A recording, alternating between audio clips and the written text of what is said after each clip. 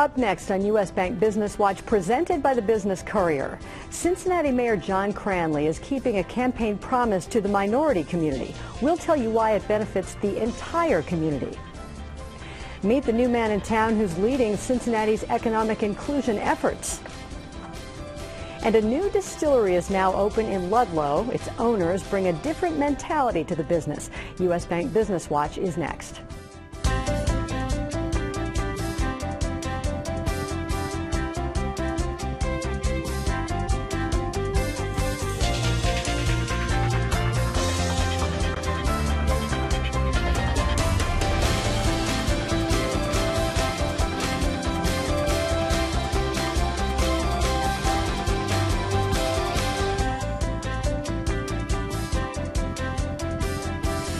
Good morning and welcome to U.S. Bank Business Watch. I'm Peg Rasconi. Cincinnati Mayor John Cranley is keeping a campaign promise to improve an area where Cincinnati is widely acknowledged as stunningly inadequate. The issue is minority inclusion, and on the Business Courier front page centerpiece this week, why including minority businesses is everybody's concern. Minority-owned firms accounted for just 2% of the money awarded in city contracts in 2013. 45% of the city's population is black. Cranley has made adjusting those uneven percentages a high priority. Within days of taking office in December 2013, Cranley started meetings on how to improve the city's complex contracting process. He convened a council of more than 70 people and 5 subcommittees to study the issue. By fixing it within city government, Cranley and the Economic Inclusion Advisory Council hope the city can build a reputation as a place where minorities are not only included, but flock to do business. Representatives visited Atlanta and Cleveland to study best practices, did their own research, and held 9 meetings before unveiling 36 recommendations earlier this year. Business Courier reporter Chris Wetterick wrote this story and joins Business Watch producer Kelly Leon in the studio with more perspective. Chris and Kelly. Thanks, Peg. Chris, thanks for being here. Good story. Thanks for having me. Just to give people some perspective, give me an example of a city contract so we understand what exactly we're talking about. Yeah, sure. I mean, the city needs all kinds of supplies. So, for example, the health department, they're going to need drugs, they're going to need needles, they're going to need various things that doctors who work there need, or nurses. They might also need professional services. They might need to hire outside attorneys if they're being sued on something that might be too complicated for the in-house lawyers to deal with, or too voluminous, I guess. So there's all kinds of things the city pays private companies for. Gotcha. So wide variety of needs. So why are we doing so poorly when it comes to the minority inclusion aspect of this? Well, you hear different answers to this. I mean, basically, some view it as this is business as usual. This is the way that we've always done it. We hire these large, we give these contracts to large firms that the city has previously or always done business with, and they really don't open it up, or they don't think about ways to make it accessible for minority and women-owned businesses. So the headline says that this benefits the entire community. How would a change to this really benefit our area? The mayor and a lot of people involved in this believe that this will set an example. This might be a catalyst for other businesses in the community. If the city can improve its record, maybe they can as well, and it kind of creates a roadmap for them to do so. It's important to note that a lot of the city's large companies that people are familiar with, Procter & Gamble and Kroger, they're members of the $1 Billion Roundtable, which is a group of companies across the country that have spent more than $1 billion with minority or women-owned firms. So big business in Cincinnati, their record is pretty good on this. The hope is that we improve everybody's record. Gotcha. So it's not the private sector we're concerned about here, it's the public sector. Well, to a certain extent. I mean, there's some debate as to whether the private sector is doing enough, but we know that these large companies are leaders, and we hope that can trickle down to the public sector and the smaller private companies as well. Great.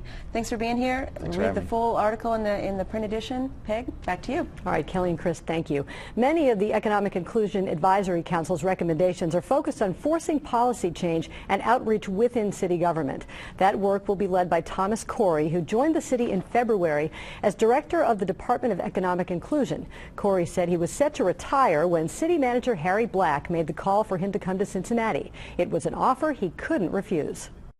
This is fresh canvas. It's all new. You get the chance, from what the mayor and the city managers have said, is come in, set up a department, and make Cincinnati a a city that we can be proud of with regards to inclusion of minority and women-owned businesses. And I get a chance to paint the canvas the way I like, and I kind of like that. Black and Corey previously worked together for the city of Baltimore. TriHealth has a new president. Mark Clement, a Cincinnati native who was CEO of the Rochester General Health System in Western New York, will become president of TriHealth on May 26th.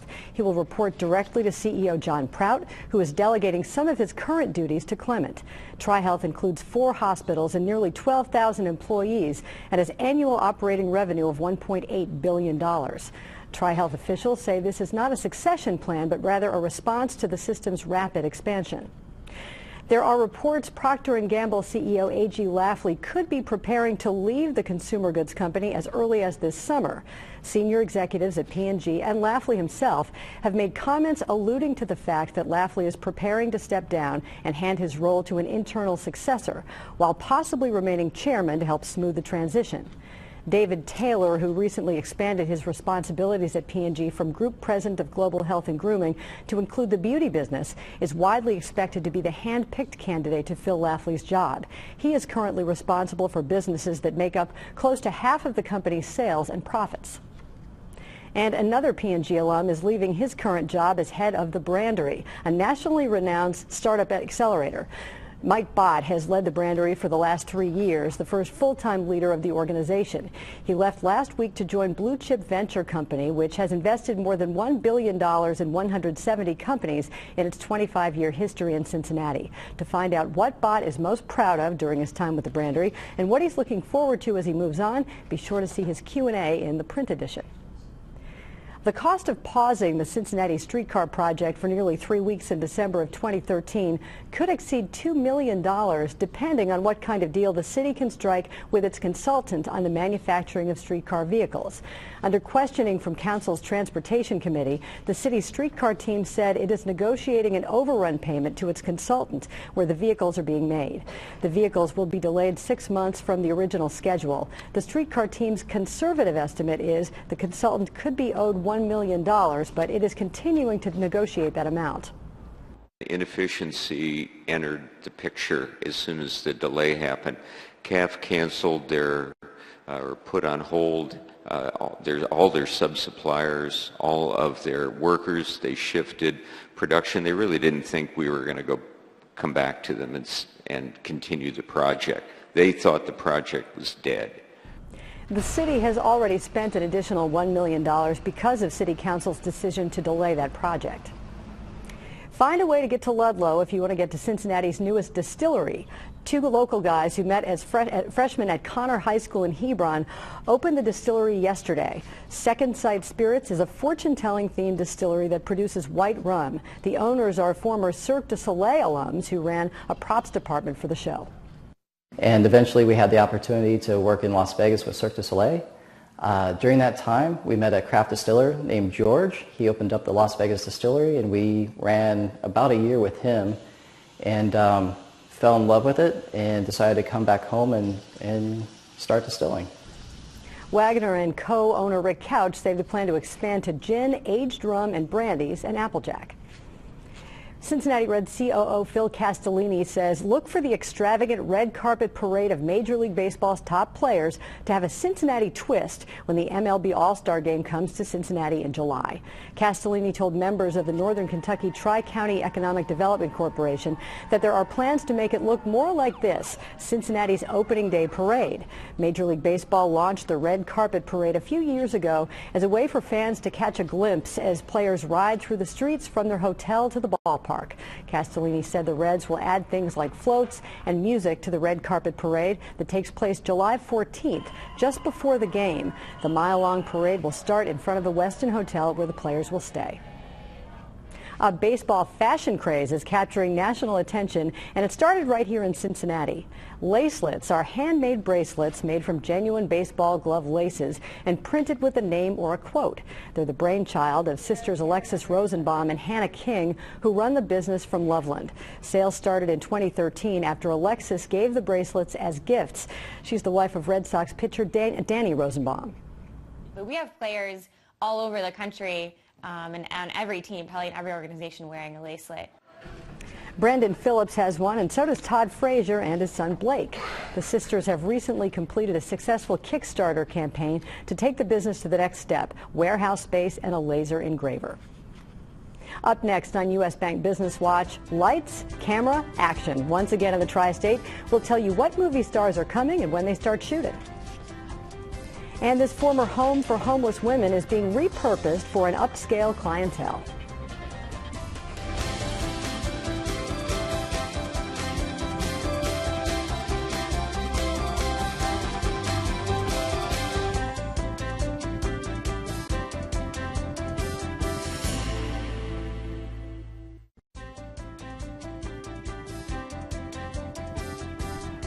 Some news now that's getting a lot of attention on the Business Courier web and social media sites. Get ready to be starstruck once again. Greater Cincinnati will serve as the backdrop for a major motion picture being co-produced by this man, actor James Franco. The film is called Goat, an adaptation of a fraternity hazing memoir. Goat will star Ben Schnetzer and Nick Jonas, according to TheWrap.com. Production offices opened last week and filming will start May 4th. The Avondale Town Center may be looking at significant redevelopment. For years, the community builders have been working with Avondale Community Council and the Avondale Community Development Corporation to improve one of the city's most historically significant and proud neighborhoods. A large wooded lot, which is referred to as Avondale Town Center North, would be the first to be developed along with the strip mall and surface parking lot. The redevelopment would create 3 new structures that include residential units and rental space. A new to Cincinnati upscale hotel brand is planned to open in the former Anna Louise Inn downtown in Cincinnati. The building will be transformed into an autograph collection hotel. Eagle Realty, the real estate arm of Western and Southern Financial Group, is working on the redevelopment. As the Business Courier has reported, Western and Southern CEO John Barrett has always said the plan was to bring a high-end Marriott hotel to the site. There are currently 56 current autograph collection hotels operating around the world. Along with opening day and rain showers, April also brings earnings season. In this morning's U.S. Bank Economic 360, U.S. Bank Vice President and Senior Portfolio Manager Mike Denneman joins us to talk about why first quarter earnings are so important and what to expect. He's with Business Watch producer Kelly Leon in the studio. Mike and Kelly. Thanks, Peg. Hi, Mike. Good morning. Okay, we have to back up. Earnings season. Sure. I'm not sure what that is. Sure. Well, it's pretty simple, really. So that refers to the several-week period that follows the end of each calendar quarter when companies report to the public their quarterly results. And so this is a very important time for investors as they look to see how different companies are performing. And of course, we get a lot of market movement during this time too. A good report can send a stock higher. A bad report, or even a mediocre one really, can send a stock lower. Mm-hmm. So, and it goes really beyond individual companies too. When we look at the reports in aggregate, it gives us a pretty good idea of how different industries are performing, and extrapolating further, even how the economy as a whole is doing. So a lot of attention being paid right now to these reports as they're coming out. But a couple wild cards this time around, and those are foreign exchange rates and the bad winter we had. So we'll have to keep those in mind as we sift through what these results are.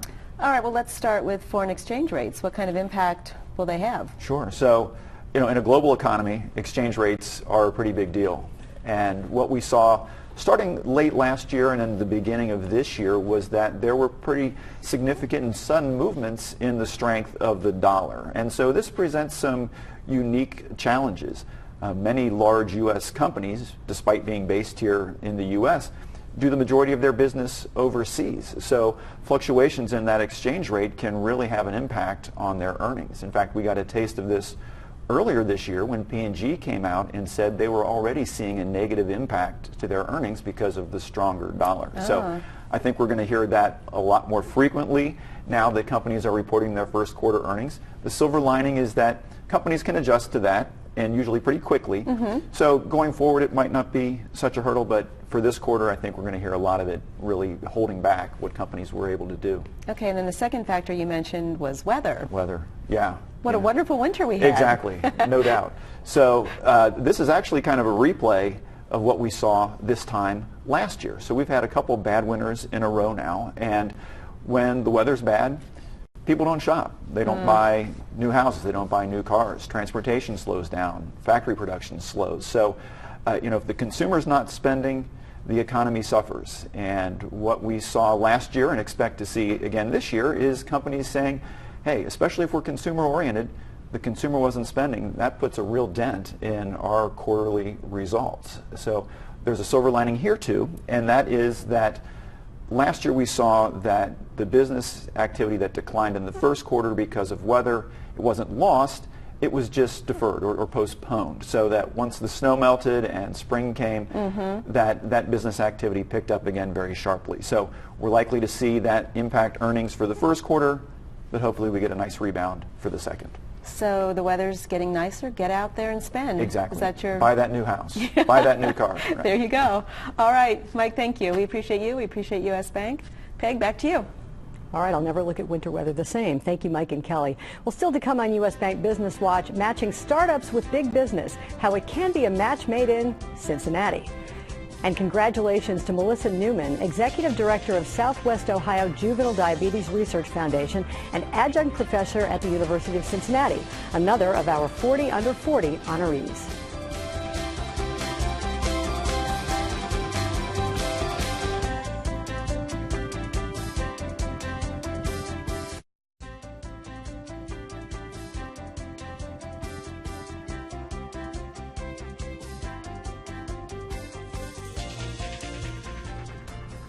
A big corporation can be a breakthrough client for a startup, and a startup can bring innovation and fresh ideas and technology to a big corporation. So how do you bring them together?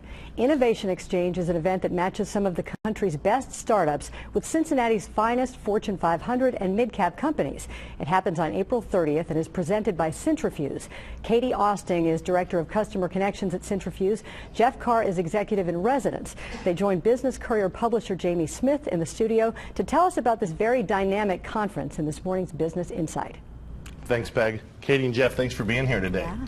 So Innovation Exchange offers a lot of opportunities for both the startups as well as corporations as well as investors. Yeah. Tell me a little bit more about it. Yeah, well, we're very excited for our event. Innovation Exchange connects corporations with who are interested in innovation and new technologies, either to improve or grow their business. And we connect them with startups who have cool new technology solutions. For this event coming up, we have selected the top 25 startups, and this is from a long list of applicants globally. We have reviewed this, hashed it out with some of our corporate partners, and excited that a third of the 25 are actually local companies. Oh, that's great. On the corporate side, we will have 50 companies representing different sizes, different industries. So we'll have the big organizations like P&G, Kroger, Fifth Third, Western Southern, Children's Hospital. A lot of the big players in all town. the big players, and we'll also have a lot of great mid-market companies who are equally value innovation. So Standard Textile, Michelman, TQL. Oh, wow. So very exciting. It's a high energy event. There'll be a lot of pitches and speed dating and a lot of introductions. And it's really it's a benefit to both sides. Oh, yeah. As we sort of introduced, corporates get to see new technologies. Well, as you said, it's not, we've covered a lot of things where there's pitch competitions. This really isn't a pitch competition. There's specific needs you've looked for in these startups. Yeah, that's right. So when we reviewed the applicants, we made sure that these are, represent the solutions that companies are looking for. Okay. And it's great. Corporations get to see sort of wide swath of different corporations, different technologies that could apply to their businesses. Now, tell me, how does this fit in the mission of Centrifuge? Is this a big part of it? Is this take it, from the start? Tell me a little bit about that. Yeah, so the mission of Centrifuge is essentially to build on the large kind of unique aspect of Cincinnati around corporate citizenship. So unlike anywhere else in the country, we've really brought together this idea that the startups can be, intimately engaged with the bigger companies, and this event is the culmination of that kind of once a year, among other things that we do. But probably more importantly, I think, as the startups are looking to meet with these companies, is the access to funding. So a lot of these companies, the bigger companies, have invested in the Centrifuge syndicated fund of funds, which is a fund that invests in venture firms here locally, but also nationwide. Okay. And the purpose of that is to actually bring capital into the region. So this kind of event, when those venture firms see what we're doing for our companies, it makes them more interested to come and see the support that they're going to get. And that's also why we bring in their companies to the event as well. So it really builds that kind of momentum that you get from outside that we need to have in the region that says we're here and we're ready and we've got these Well, companies. this is just another example. I know we've had so many companies on here that say they've launched their startup in Cincinnati because we have the infrastructure that it can work. Absolutely. So this is proof to that, right? Yes. Yeah, absolutely. Yeah. Absolutely. Who should come and watch this? I mean, obviously, we're talking about the startups, we're talking about the corporations, but who else is going to be there? Well, we really want to keep it to that group. Obviously, Jeff mentioned we'll have a lot of VCs that come in for this. But we really want it to be one-on-one introductions for those two groups to really get to know one another. Okay. But the other thing is, we also it's also a great opportunity for even those corporations to network with each other. The same thing for the startups, to network with your peers. So they probably have some similar needs. These corporations. Exactly. Yeah, exactly. So it's great to get that brain power all together. That's right. And see what else they can do to bring that to the region. It's very important. Well, I know we're going to have. I'm sorry. Go ahead. I didn't want to cut you off. Well, just one more thing, because it's important. We're bringing in some really high, nationally recognized speakers on topics like digital disruption, cloud computing, and corporate innovation. So that's just another way to kind of raise the profile of Cincinnati and awareness. Well, it sounds like an awesome event. I know we're going to have a full screen that kind of gives the details to our viewers, but it is Thursday, April 30th, that's right. 8 to 3:30 at LPK Brand Innovation Center on Garfield, just about a block from my office. So I know you guys are going to keep us posted and let us know how it goes. Let us know some of the success stories, and then hopefully we can get you guys back on here again and talk about other great things at Centrifuge. That's great. We would love that. All right, great. Thanks for being here today. Yeah, thanks, Peg, Ken. back to you. All right, it's a great event. Thank you, Jamie, Katie, and Jeff. And thank you for joining us this morning for U.S. Bank Business Watch. We'll be back next Sunday and every Sunday morning at 6:30 here on Local 12 and 10 a.m. on the CW. For more business news all week long, you can visit the Business Courier online and sign up for daily emails and follow on Twitter and Facebook. The address is CincinnatiBusinessCourier.com. I'm Peg Rasconi. Have a great Sunday.